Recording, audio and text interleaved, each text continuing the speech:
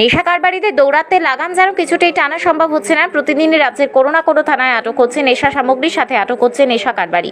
এরপরও থেমে নেই নেশার রমরমা বাণিজ্য আর নেশা কারবারিদের দৌরাত্ম্য।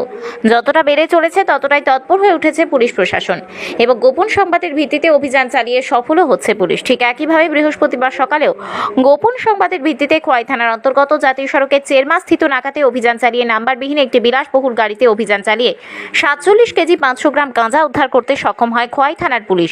সাথে গাড়ির চালককেও আটক করে পুলিশ। আটক চালকের নাম রজনী দেববর্মা। তার বাড়ি তেলিয়ামুড়া মহকুমার চম্পকনগর থানা এলাকায়।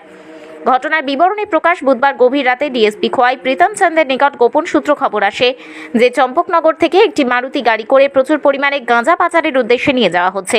সেই মোতাবেক ডিএসপি প্রীতম চন্দ্র খোয়াই থানার ওসি সুবীর মালাকারকে অবগত করলে গভীর রাত থেকে ডিএসপি প্রীতম চন্দ্রের নেতৃত্বে OC Khowai Subir Malakar, second officer যুগল ত্রিপুরা বিশ্বাস পুলিশ বাহিনীর সাথে জাতীয় সড়কের উপর উৎপেতে বসে থাকে এবং জাতীয় সড়কের মহাদেব টিলা ট্রানজিট পয়েন্ট থেকে খোয়াই চেরমা নাকা পর্যন্ত চলে টহলদারি।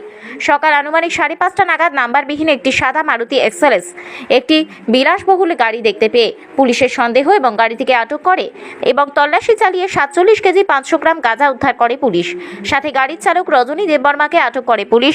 রজনী দেববর্মার বিরুদ্ধে একটি এনডিপিএস আইনে মামলা রুজু করেছে পুলিশ এবং আগামীকাল তথা শুক্রবার অভিযুক্ত রজনী দেববর্মাকে আদালতে সোপর্দ করা হবে বলে জানিয়েছে পুলিশ।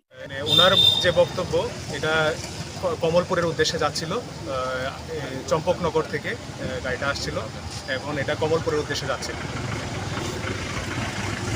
সকালবেলা গোপন খবরের ভিত্তিতে আমরা এই চেরমানাকা পয়েন্টে মানে গাড়ি চেক করছিলাম। তারপরে এই রজনী দেববর্মার গাড়ি আমরা পেলাম। গাড়িতে সন্দেহজনক হওয়ায় আমরা গাড়ির মানে খুলে বিভিন্ন চেক করার পরে এখানে প্রায় 47 কেজি 500 গ্রাম গাঁজা আমরা পেলাম। এখন আমরা রজনী দেববর্মাকে অ্যারেস্ট করেছি।